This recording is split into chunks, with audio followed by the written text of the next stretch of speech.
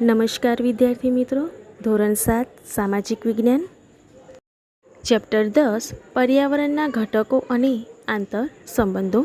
વિદ્યાર્થી મિત્રો, આજે આપણે પર્યાવરણ એટલે શું અને પર્યાવરણના ઘટકો જેમાં મૃદાવરણ, જલાવરણ, વાતાવરણ અને જીવાવરણ વિશે માહિતી મેળવીશું. સૂર્યમંડળમાં પૃથ્વી જ એકમાત્ર એવો ગ્રહ છે કે જેના પર કુદરતી પર્યાવરણની ભેટ મળી છે.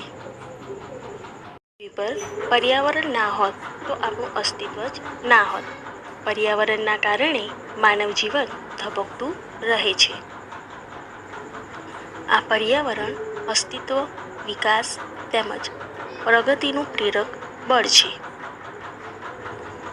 પર્યાવરણ શબ્દ પરી અને આવરણ એ બે શબ્દોનો બનેલો છે. પરી એટલે ચારે તરફનું અને આવરણ એટલે આચ્છાદન અથવા પડ. આમ પર્યાવરણ એટલે પૃથ્વીની આસપાસ રચાયેલું કુદરતી ઘટકોનું આવરણ. પર્યાવરણ મુખ્ય 4 ઘટકોનું બનેલું છે. આ 4 ઘટકોમાં મૃદાવરણ, જલાવરણ, વાતાવરણ અને જીવાવરણનો સમાવેશ થાય છે. મૃદાવરણ એટલે પૃથ્વીના ઉપરના ઘન પોપડાને મૃદાવરણ કહે છે. એટલે કે આપણે પૃથ્વીના જે ભાગો પર વસવાટ કરીએ છીએ તે ભાગ મૃદાવરણ તરીકે ઓળખાય છે. મૃદ એટલે માટી, આવરણ એટલે પડ, એટલે મૃદાવરણ. પૃથ્વીનો ઉપરનો પોપડો માટી, ખડકો અને ખનિજો જેવા પદાર્થોનો બનેલો છે, જે મૃદાવરણ, ઘનાવરણ, શિલાવરણ કે ખડકાવરણ તરીકે ઓળખાય છે. મૃદાવરણના વિસ્તાર અને બંધારણમાં આ મૃદાવરણ પૃથ્વી સપાટીનો 29% ભાગ રોકે છે, જે 64 થી 100 કિલોમીટર જેટલી જાડાઈ ધરાવે છે. એલ્યુમિનિયમ અને સિલિકા જેવા હલકા તત્વો રહેલા છે. મૃદાવરણના ભાગ પર મેદાનો, ઉચ્ચ પ્રદેશો તથા નાના મોટા પર્વતો આવેલા છે. મૃદાવરણની બહુવિધ ઉપયોગિતા છે કે જે ઘર, પાણી, ખેતી, ઉદ્યોગ ધંધા મૃદાવરણ સાથે સંબંધ ધરાવે છે. આ જ મૃદાવરણમાંથી ખનિજો અને ખનિજ તેલ પ્રાપ્ત થાય છે. તેમજ અનાજ, કઠોળ, તેલીબિયાં, ફળ, શાકભાજી વગેરેનું ઉત્પાદન મેળવીએ છીએ. મેદાન પ્રદેશોમાં વિવિધ ઉદ્યોગ ધંધા અને બીજી આર્થિક પ્રવૃત્તિઓ કરી આર્થિક ઉપાર્જન મેળવીએ છીએ. આથી કહી શકાય કે આહારથી માંડીને આવાસ અને આપણા અસ્તિત્વનો પાયો એટલે મૃદાવરણ. મિત્રો, જો અહીં જમીન જ ન હોત તો આપણે અસ્તિત્વ જ ન હોત. એટલે કે આ મૃદાવરણ માનવીને રહેઠાણ માટે જમીન, વનસ્પતિ અને ખેતી જમીન, પશુઓ માટે ઘાસચારાના મેદાનો તેમજ ઉદ્યોગો માટે ખનિજોના સ્ત્રોત પૂરા પાડે છે. આ મૃદાવરણમાં પર્વતો, ઉચ્ચ પ્રદેશો, મેદાનો, ખીણો, કોતરો વગેરે ભૂમિ સ્વરૂપો જોવા મળે છે, જેના દ્વારા સજીવ પોતાનો વિકાસ કરી શકે છે. જલાવરણ પૃથ્વી સપાટી પરના પાણીના આવરણને જલાવરણ કહે છે. એટલે કે પૃથ્વી સપાટીનો જે વિસ્તાર પાણીથી ઘેરાયેલો છે તે જલાવરણ તરીકે ઓળખાય છે. એટલે કે પૃથ્વી સપાટીનો નીચાણવાળો ભાગ એટલે કે ઊંડો ભાગ જે પાણીથી ઘેરાયેલો છે તે જલાવરણ તરીકે ઓળખવામાં આવે છે. જેમાં મહાસાગરો, ઉપસાગરો, સરોવરો, અખાતો, ખાડીઓ, નદીઓ વગેરેનો સમાવેશ થાય છે. પૃથ્વી સપાટીનો 71% ભાગ જલાવરણથી ઘેરાયેલો છે, જ્યારે મૃદાવરણ પૃથ્વી સપાટીનો આશરે 29% ભાગ રોકે છે. એટલે કે પૃથ્વી પર જમીન કરતાં પાણીનો ભાગ વધુ જોવા મળે છે. વધારે પાણીનો જથ્થો એ મહાસાગરોમાં જોવા મળે છે. પૃથ્વી પરના વિશાળ જળરાશિ ધરાવતા ભાગોને મહાસાગરો તરીકે ઓળખવામાં આવે છે. પૃથ્વી પર 4 મહાસાગરો આવેલા છે, જેમાં પેસિફિક મહાસાગર એટલે કે પ્રશાંત મહાસાગર, એટલાન્ટિક મહાસાગર, હિન્દ મહાસાગર અને આર્કટિક મહાસાગર. આ બધા મહાસાગરો એકબીજા સાથે જોડાયેલા છે. પૃથ્વી પરના પાણીના જથ્થાના 97% ભાગનું પાણી સમુદ્રમાં આવેલું છે. બાકી રહેતા પાણીનો આશરે પોણો ભાગ બંને ધ્રુવો તથા હિમાલય જેવા પર્વતો પર બરફના રૂપમાં છે. કેટલુંક પાણી સરોવરમાં, નદીઓમાં અને પૃથ્વીના પેટાળમાં સંગ્રહાયેલું છે. પીવાલાયક પાણી ખૂબ ઓછું છે. મીઠા પાણીનો મુખ્ય સ્ત્રોત વરસાદ છે. સમુદ્રોની ઉપયોગિતામાં સમુદ્રના તળિયે મૂલ્યવાન રસાયણો આવેલા છે, જેમાં મેંગેનીઝ, લોખંડ, કલાઈ જેવા કિંમતી ખનિજો પણ આવેલા છે. માનવીના પ્રોટીનયુક્ત આહારના ભંડારો પણ આ સમુદ્ર છે. સમુદ્રના ખારા પાણીમાંથી આપણે મીઠું મેળવીએ છીએ. વિવિધ પ્રકારના માછલા પણ આ સમુદ્રમાંથી મળી આવે છે, જે ખોરાક અને દવા તરીકે ઉપયોગી છે. સમુદ્રો કે મહાસાગરોના મોજા, પ્રવાહો અને ભરતીની પ્રચંડ શક્તિને નાથીને વિદ્યુત શક્તિ મેળવી શકાય છે.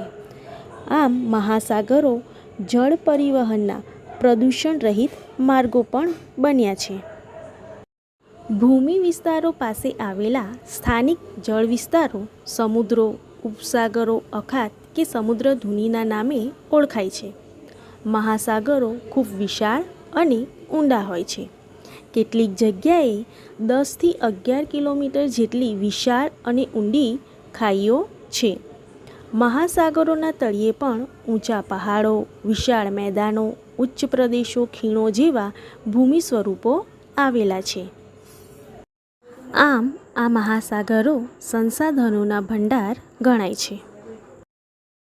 આમ જલાવરણનું અસ્તિત્વ એટલે જ સજીવ સૃષ્ટિનું અસ્તિત્વ. વાતાવરણમાં વાત એટલે વાયુ, આવરણ એટલે પડ એટલે વાતાવરણ. પૃથ્વીની ચારે બાજુ વીંટળાઈને આવેલા હવાના આવરણને વાતાવરણ કહીએ છીએ. આ વાતાવરણ પૃથ્વીની સપાટીથી આશરે 800થી 1000 કિલોમીટરની ઊંચાઈ સુધી વિસ્તરેલું છે. વાતાવરણના ગુણધર્મમાં જોઈએ તો વાતાવરણને નરી આંખે જોઈ શકાતું નથી. વાતાવરણમાં વિવિધ વાયુઓ, પાણીની વરાળ, ભેજ, ધૂળના રજકણો, ઉલ્કાકણ, ક્ષારકણો તથા સૂક્ષ્મ જીવજંતુઓ ભળેલા હોય છે. આ વાતાવરણ રંગહીન, ગંધહીન અને સ્વાદહીન છે. વાતાવરણ પારદર્શક છે. વાતાવરણમાં જોવા મળતા વિવિધ રજકણોના લીધે પૃથ્વી પર સૂર્યપ્રકાશ ફેલાતો જોવા મળે છે. આ રજકણોના લીધે પૃથ્વી પર એકાએક અંધારું કે અજવાળું થતું નથી, જેથી સૂર્યોદય પહેલાં ઉષાકાળ અને સૂર્યાસ્ત પછી સંધ્યાના આકાશી રંગો રજકણોને આભારી છે. વાતાવરણમાં વાયુઓનું પ્રમાણ એક સમાન જોવા મળતું નથી. Nitrogen 78.03%, oxygen 20.99%, argon 0.94%, carbon dioxide 0.03%, અન્ય વાયુઓ 0.01%, જેમાં નિયોન, ક્રિપ્ટોન, હિલિયમ, ઝેનોન અને હાઇડ્રોજન. આ વાયુઓનું પ્રમાણ વાતાવરણમાં જોવા મળે છે. જેમાં ઓઝોન વાયુ. વાતાવરણમાં ઓઝોન વાયુનું પ્રમાણ ખૂબ ઓછું હોય છે.